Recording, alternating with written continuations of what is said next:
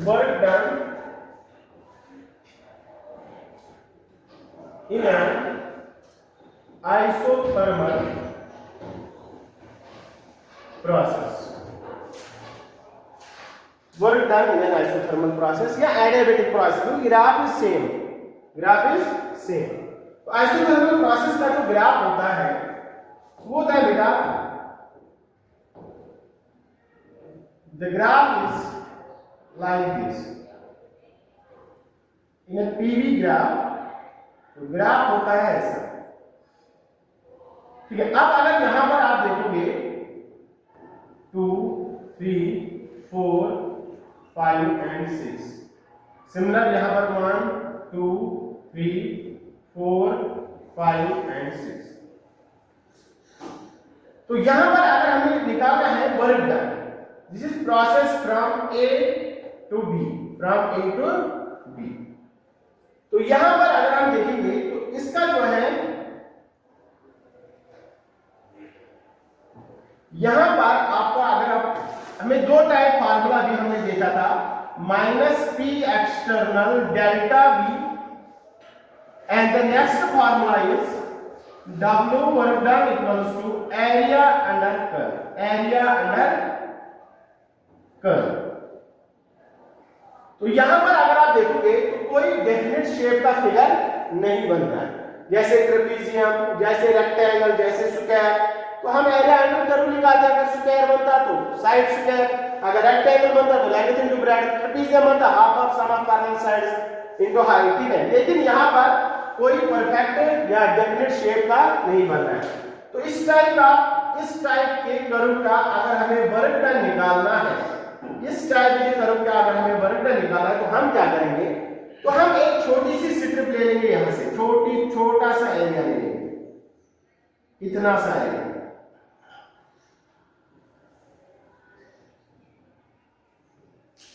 ठीक है बेटा. तो हमने इतना छोटा सा इस पूरे एरिया का, ये जो यहां से यहां तक ये पूरा एरिया है, इसमें से मैंने छोटा सा एक स्ट्रिप ले लिया. इस छोटे से स्ट्रिप का वॉल्यूम कितना है यहां से यहां तक, देखो यहां से यहां तक तो V है, तो मान लो V1, दिस इज V2. ठीक है. Volume 1 to volume 2. तो अब इस ये देखो इतने से इतना सा वॉल्यूम है, तो बहुत ज्यादा वॉल्यूम है. हमने थोड़ा सा वॉल्यूम ले लिया, हमने बोला ये थोड़ा सा वॉल्यूम जो है ये स्मॉल अमाउंट ऑफ वॉल्यूम है, that is D, that is D. तो छोटा सा वॉल्यूम है. ठीक है. तो छोटे वॉल्यूम को हम रिप्रेजेंट करते हैं D से. और अगर यहां पर मैं देखूं प्रेशर, यहां पर प्रेशर ऑलमोस्ट कांस्टेंट है, इतने से एरिया में, इतने से. ठीक है. अप्रोक्सीमेटली कांस्टेंट, क्योंकि यहां से यहां तक तो प्रेशर चेंज हो रहा है कंटीन्यूअसली. लेकिन मैंने माना छोटा सा एरिया यहां पर, मतलब फॉर एग्जांपल यहां इतना सा, इतने से एरिया का तो मैं बता सकता हूं कि यहां पर इतना प्रेशर रहा होगा 3.5 समथिंग. ठीक है. तो यहां पर प्रेशर कांस्टेंट है. तो यहां इस छोटे से एरिया के लिए जो वर्क डन होगा क्या होगा, -PdV होगा कि नहीं होगा. -P एक्सटर्नल डेल्टा V, मैंने माना प्रेशर यहां पर कांस्टेंट है इतने से प्रोसेस के लिए, तो हो गया -P. माइनस को बताइए, माइनस के कहां से आया वो तो बता दिया, एक्सटर्नल है. तो यहां पर P और small change in volume that is D. ठीक है. तो यहां पर जो वर्क डन हुआ होगा, इस पूरे में वर्क डन हो गया W. इस छोटे से एरिया में कितना वर्क डन हो गया, small work done that is dW. ठीक है.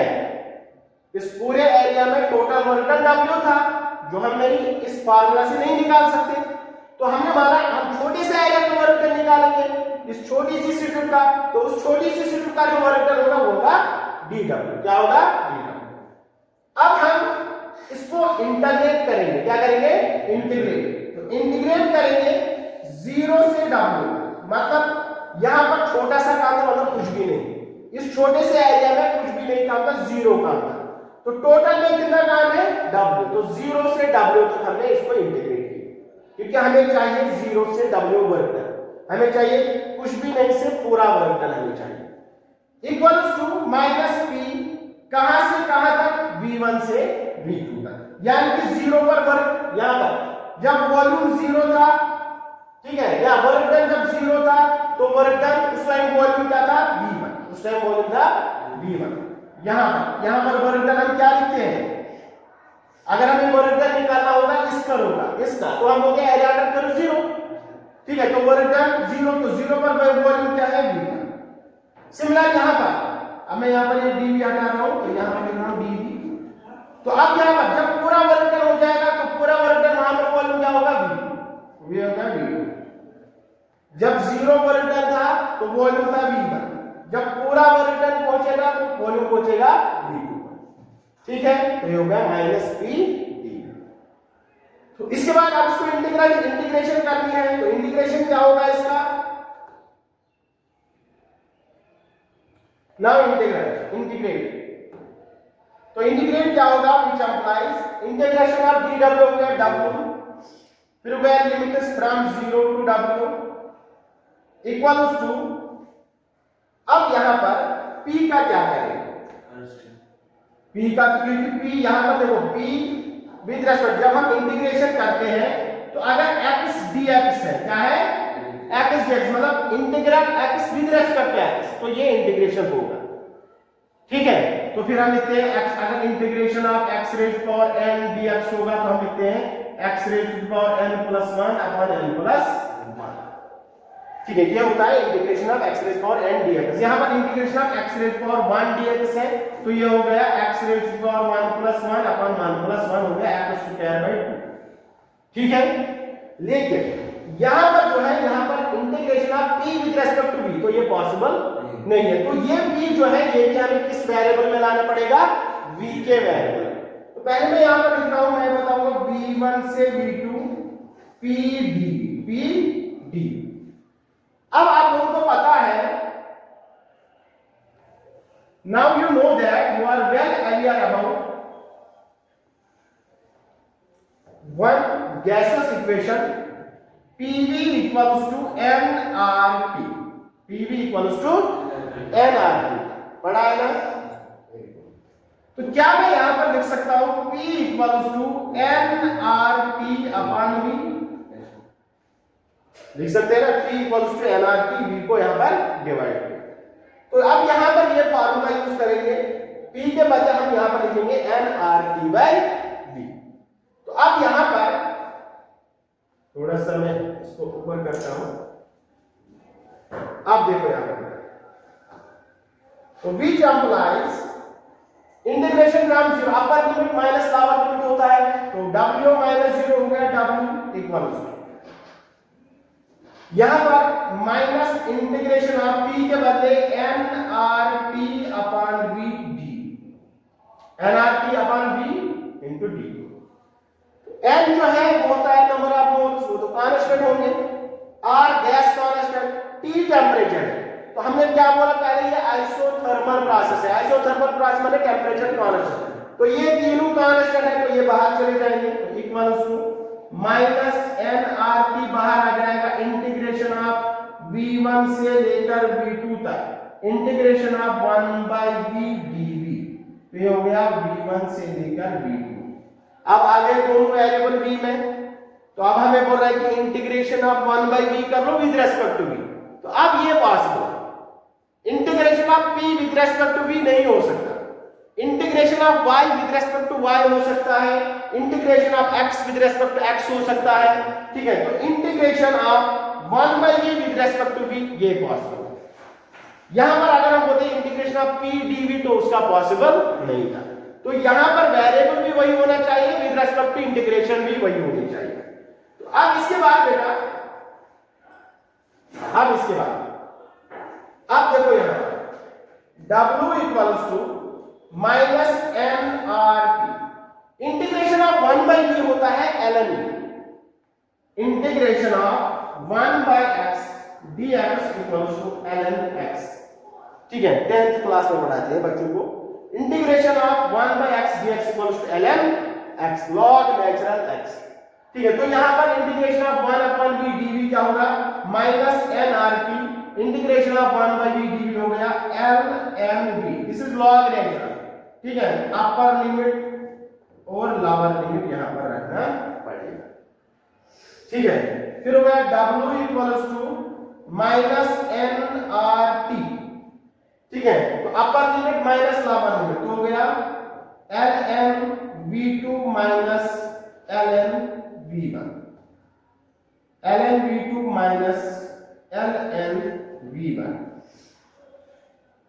ठीक है, अब देखो यहां पर एक और चीज, अगर हमें लॉग लेकर कन्वर्ट करना होगा लॉगरिथम, तो इसको मल्टीप्लाई हो जाता है 2.303 से। ठीक है, अगर हमें ln x लिखना है इक्वल्स टू log x, तो इसको मल्टीप्लाई करना है 2.303। ठीक है, तो यहां पर मैं वही कर रहा हूं, w equals to minus nRT 2.303 log v2 minus 2.303 log v1। ठीक बेटा, अब इसके बाद w equals to minus nRT, यहां पर भी 2.303, यहां पर भी 2.303, इसको काम में निकालते हैं 2.303, फिर क्या बचा log v2 minus log v1, log v2 minus log v1। तो w equals to minus nRT ऐसे लिखेंगे, w equals to minus 2.303 nRT log m minus log m, log m minus log m होता है log m by n, log m minus log m होता है log m upon n। तो यहां पर log m minus log m तो हो गया log m by log n, that is v2 upon v1, v2 upon v1। तो ऐसे हम निकालेंगे वर्क डन किसका, आइसोथर्मल प्रोसेस का, आइसोथर्मल प्रोसेस का, जो हमने आइसोथर्मल प्रोसेस बताया था यहां पर, इसका अगर हमें निकालना है वर्क डन, तो क्या होगा minus 2.303 nRT log v2 upon v1, v2 क्या हो गया ये, v1 हो गया ये। अब यहां पर आप इस फार्मूला को चेंज कर सकते हो प्रेशर में, क्या कर सकते हो, प्रेशर से कैसे कर सकते हैं यहां पर देखो। ठीक है, यहां पर इसको मैं सेव रख रहा हूं, मैं यहां पर दूसरा स्लाइड ले रहा हूं, देखो यहां पर देखो,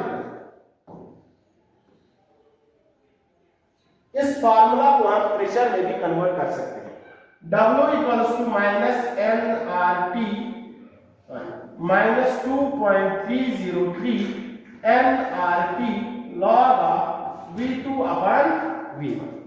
अब देखो यहां पर हमें प्रेशर और वॉल्यूम का कर्व था और ऐसा कर्व था, ए से बी का प्रोसेस था, मैं अभी बेसिक मैथमेटिक्स पर आ जाऊंगा।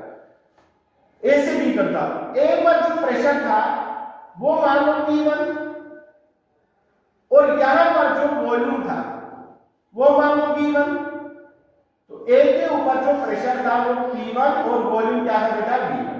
क्लियर?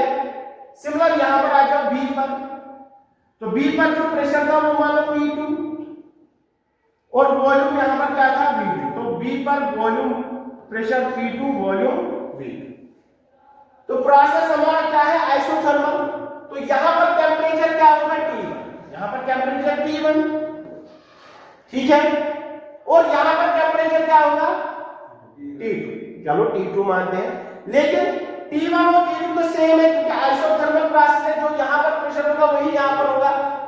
और यहां पर T2 है तो फॉर आइसोथर्मल प्रोसेस क्या होगा, आइसोथर्मल प्रोसेस का मतलब क्या होता है टेंपरेचर कांस्टेंट, तो T1 इक्वल्स टू T2। तो अब हमारे पास अभी आप लोगों ने देखा जो PV equals to nRT that is a gaseous equation, तो यहां पर जो गैसियस इक्वेशन लगेगा तो वो लगेगा P1 V, यहां पर लिखूंगा P1 V1 equals to nRT1 at point A। तो इसको हम लिख सकते हैं P1 V1 upon nR equals to T1, लिख सकते हैं बेटा। सिमिलरली at point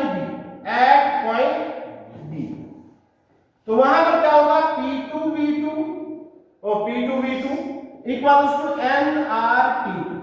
तो इसको लिख सकते हैं P2V2 upon nR equals to T2 लिख सकते हैं।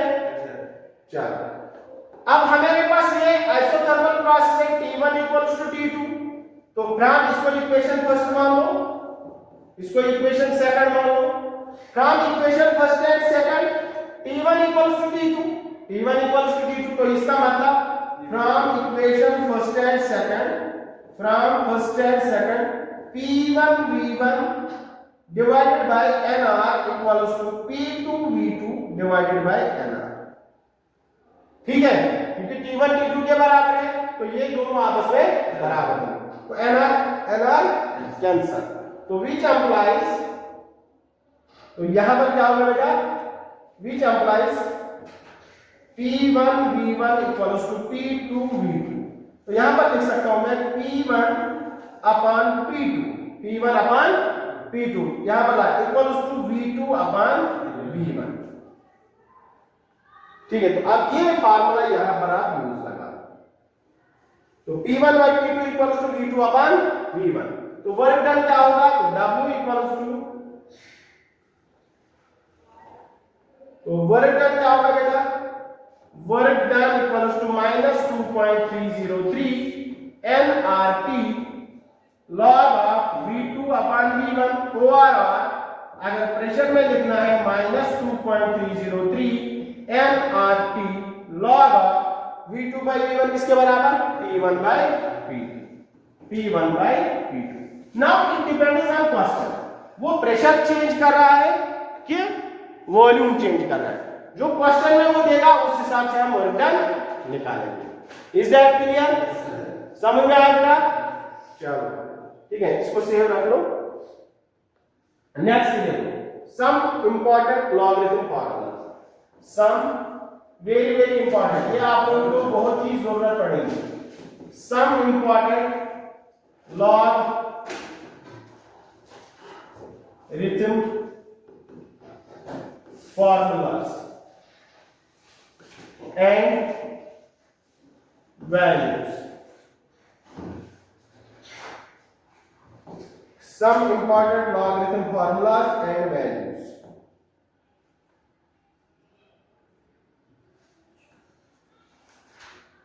देखो बेटा, पहला जो ये तीन फार्मूला यहाँ पर बहुत ही इंपॉर्टेंट है, लॉगरिथम के जो बेसिक फार्मूला। ठीक है, तो पहला जो है log ऑफ m n, यानी कि log of m into n, मैं ऐसे ही लिखूंगा log of m into n होता है log m plus log n, log of m into n equals to log m plus log n। दूसरा formula होता है log of m divided by n, subtraction में हो गया m into n, इसमें हो गया m, सॉरी डिवीजन में m by n, तो यह होता है log of m minus log of n, log m minus log n। ठीक है, सब ये डिवीजन में सब्ट्रैक्शन होता है एंड ये मल्टीप्लिकेशन में एडिशन होता है। थर्ड फार्मूला, ये तो हो गया पहला, ये हो गया दूसरा। Third log of m raise to the power n exponential. ठीक है, तो ये होता है n log m, n log m। 10th में पढ़ा होगा सर ने, log of m raise power n equals to n log n। For example अगर आप लोगों को आ गया क्वेश्चन में log ऑफ x का स्क्वायर, तो इसका मतलब है ये होता है 2 log x। ठीक है, n log m, तो होता है 2 log x। सिमिलरली अगर आ गया log ऑफ 2 into 3, तो ये होता है log 2 प्लस log 3। ठीक बेटा, इसी तरह से अगर आपको आ गया log ऑफ 2 डिवाइडेड बाय 3, होता है log 2 माइनस log 3। ठीक है, तो ये बेसिक फार्मूलाज है तीनों, एडिशन, डिवीजन एंड एक्सपोनेंशियल। ठीक है, sorry multiplication, division and exponential. ठीक है, अब इसके बाद वैल्यूज, ये फॉर्मूला याद रखने हैं आप लोगों को। ठीक है, अब यहाँ पर मैं कुछ वैल्यूज बता दूंगा जो आप लोगों को याद रखनी पड़ेंगी। ठीक है, जहां से आप किसी भी लॉग वैल्यू, कोई भी लॉग वैल्यू डिटरमाइन कर सकते हैं। देखो बेटा,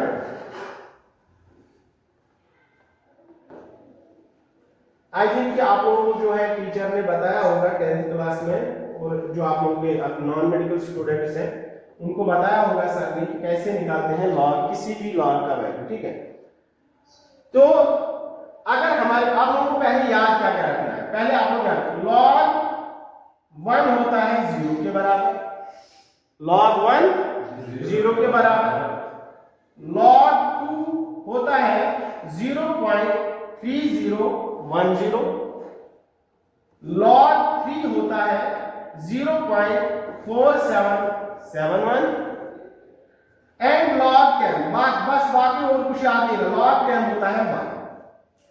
बस ये 4 वैल्यूज आप याद रख लो, यहां से आप कोई भी लॉग का वैल्यू डिटरमाइन कर सकते हैं।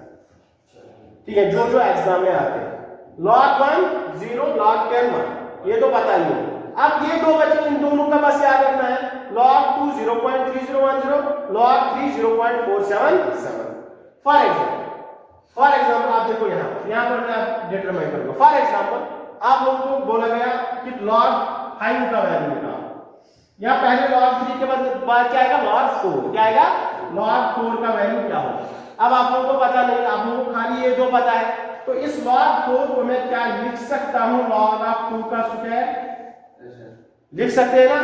तो log of 2 स्क्वायर तो बन गया ये वाला फार्मूला, तो log of 2 स्क्वायर क्या होगा, 2 log 2 होगा कि नहीं होगा, हो गया ना। log of m rays power n होगा n log m, तो 2 log 2, तो मतलब 2 into log 2 का वैल्यू 3.03010, 0.3010, तो ये हो गया 2 0 2 1 जा 2 2 0 2 3 जा 6 0.6020। log 4 आप कैलकुलेटर निकालो, आपको 0.6020 वैल्यू आ गई। बात आ गई समझ में, क्लियर है। अब आ जाओ log 5 पर, ये फिर बाद में ट्राई करते रहो। अब अगर उसने बोला कि चलो आप एक क्वेश्चन में आ गया log 5, क्या आ गया, log 5, तो log 5 का वैल्यू निकालना है, तो पता नहीं आप लोग, लेकिन आपको यही दो पता है, तो हम क्या करेंगे, log 5 equals to log 10 divided by 2 लिख सकते हैं। log 5 को मैंने लिखा log 10 बाय 2, 2 1 जा 2 2 5 जा 10, फिर से log 5 हो गया। तो अब ये फार्मूला बन गया log m by n, log m by n, तो ये हो जाएगा log 10 minus log 2, log 10 minus log 2। ठीक है, तो ये हो गया log 10 हो गया 1 माइनस log 2 हो गया 0.3010, तो ये हो गया 0.7 समथिंग, तो ये हो गया log 5 का वैल्यू।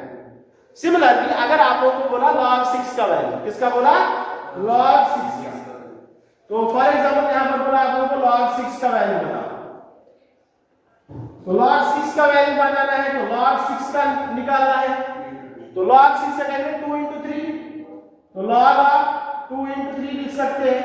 तो अब बन गया ये वाला फार्मूला, 2 3 जा 6, तो ये हो गया log 2 प्लस log 3, तो log 2 का वैल्यू क्या है 0.3010, 0.3010 प्लस log 3 हो गया 0.4771, इनका ऐड करो, आप लोगों का log 6 का वैल्यू पता चल जाएगा।